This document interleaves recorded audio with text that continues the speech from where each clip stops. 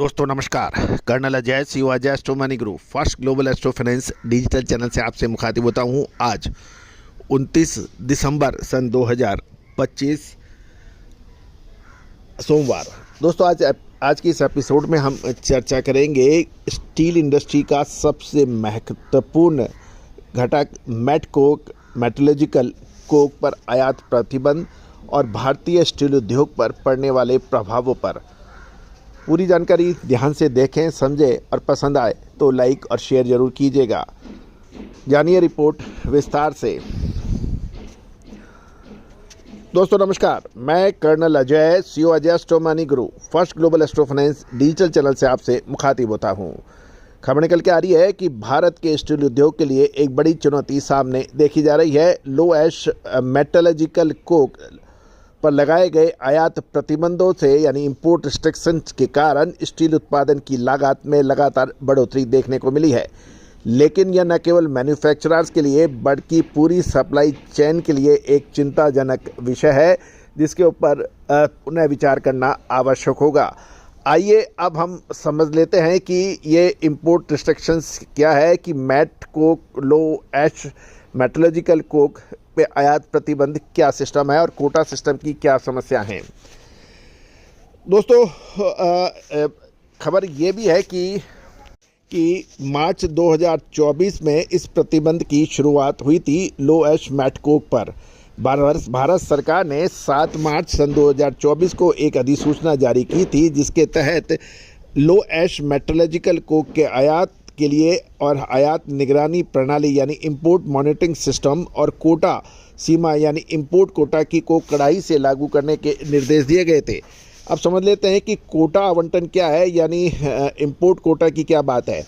वाणिज्य मंत्रालय के तहत विदेश व्यापार महानिदेशालय DGFT यानी foreign director general foreign and trade ने चालू वित्त वर्ष 24-25 के लिए आयात की सीमाएं तय की थी, जिससे स्टील उत्पादकों के लिए पर्याप्त कच्चा माल प्राप्त करना कठिन हो गया है।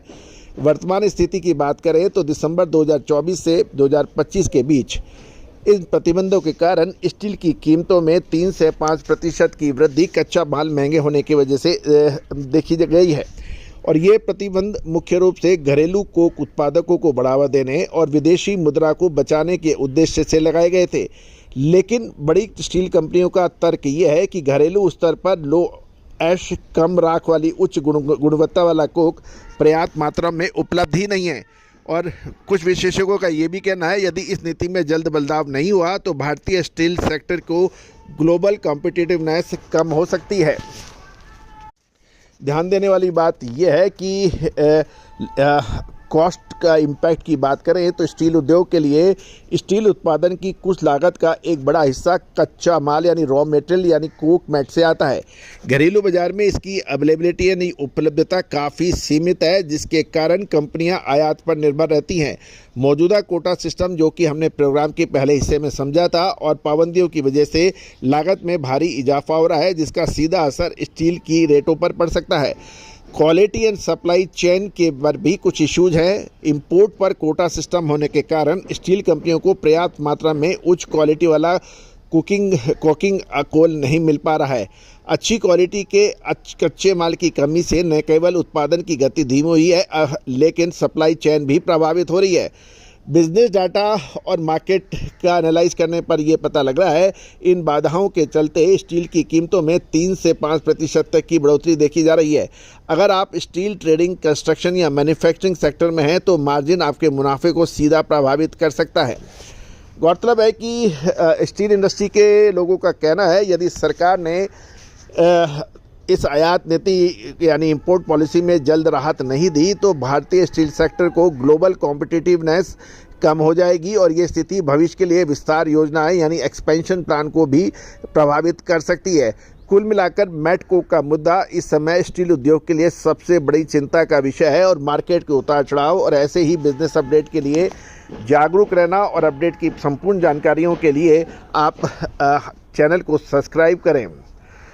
दोस्तों अब महत्वपूर्ण यह है कि वैकल्पिक स्रोत जैसे हैं यानी अल्टरनेट सोर्स ऑफ सोर्स ये है बिजनेस को अब घरेलू स्तर पर उपलब्ध विकल्पों या अन्य तकनीकी सुधार पर ध्यान देने की जरूरत है जो कोक की खपत को कम कर सके।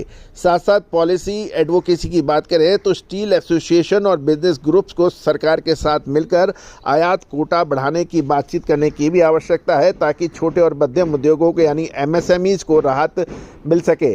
साथ साथ बढ़ती कीमतों को देखते हुए कंपनियों को अपने स्टॉक प्रबंधन यानी इन्वेंट्री मैनेजमेंट एडवांस में करना चाहिए ताकि सप्लाई चेन में रुकावट ना आए। तो दोस्तों जनवरी का महीना स्टील के लिए बहुत महत्वपूर्ण साबित हो सकता है। दोस्तों आपने देखा होगा कि कॉपर पे जो हमने अपडेट दिए थे, कॉपर एक तरफा तेज़ी चली, साथ साथ स्टील के भी हमारे जो अपडेट रहे वो आपको काफ़ी हद तक लाभदायक रहे। दोस्तों ये सभी जानकारियाँ स्पॉट मार्केट यानी फिजिकल या हाजिर बाज़ार को ध्यान में रख के आप तक दी जा रही है। किसी भी प्रकार की अपडेट, आगे की विश्लेषण हाजिर बाज़ार यानी फिजिकल मार्केट की रिसर्च के लिए आप संपर्क कर सकते हैं। नंबर स्क्रीन पे दिए हुए हैं। All the very best, good luck, happy trading. Sonakshi की रसोई में आज की स्पेशल गेस्ट है मौसमी चैटर्जी जी। ये जी नहीं, मौसमी आंटी। ओके आंटी मौसमी, तो आज आप क्या बनाएंगी? मैं क्यों बनाऊं? मैं तो गेस्ट हूँ, आप बनाओ, हम खाएंगे। एक्टिंग में तो हिट हो, अब खाना बनाओ सुपर हिट। ठाट से बनाऊंगी खाना, है ना द बेस्ट एवरीडे मसाला। आओ बनाते हैं मसालेदार छोले। छोले हर रोज के करी में एवरीडे मसाले, शाही बिरयानी में स्वाद का जायका। पटल पोस्तो और सर्षे इलिश भापा।